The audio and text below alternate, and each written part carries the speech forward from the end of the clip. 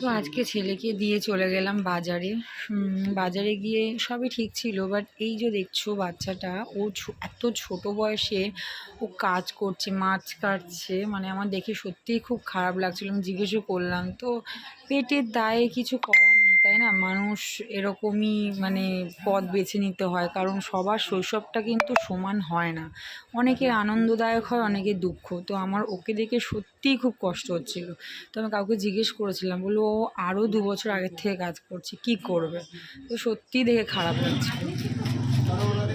আজকে প্রচুর ইলিশ উঠেছে বাজারে, ইলিশ মাছের ছড়াছড়ি। ইলিশ মাছ, চিকেন, কারণ আমাদের ওখানে 180 টাকা মাংস, বারবার যাওয়া আমার সম্ভব হয় না। আমাদের ওখানে 180 টাকা মাংস।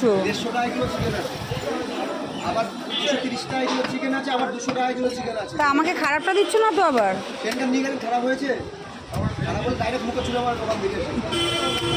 বুঝি না তো, ফার্স্ট বাজার করছি না। এটা কি আমারটা কাটছো? আমারটা একটু কাটো ভাই, দেরি হয়ে যাবে গো, বৃষ্টি চলে আসলেই ভেসে যাবো।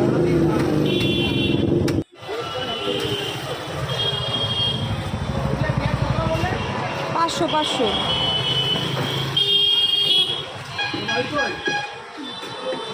এত নিয়ে যেতে পারবো না তো, তাই কত ভারী হয়ে গেল। ব্যাগ আছে আপনার কাছে? ব্যাগ পাওয়া যাবে? দিন তো একটা ছোটো দেখে। হ্যাঁ, আর এই যে ছোটো কচু একটা দিয়ে দিন তো, ছোটো দেখে দেবেন।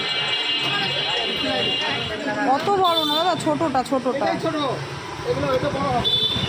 কত হলো?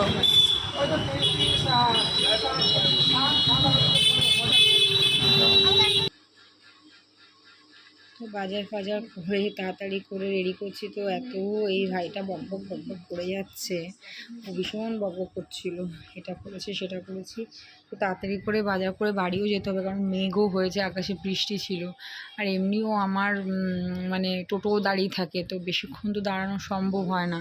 তো উনিও বাড়ি আসবে, একটা টেনশন থাকে। তো ও এত কথা বলছিল যাই হোক, গল্প শুনতেও ভালো লাগছে। বাজার কমপ্লিট, এখন বাড়িতে ঢুকবো, টোটোতে উঠবো।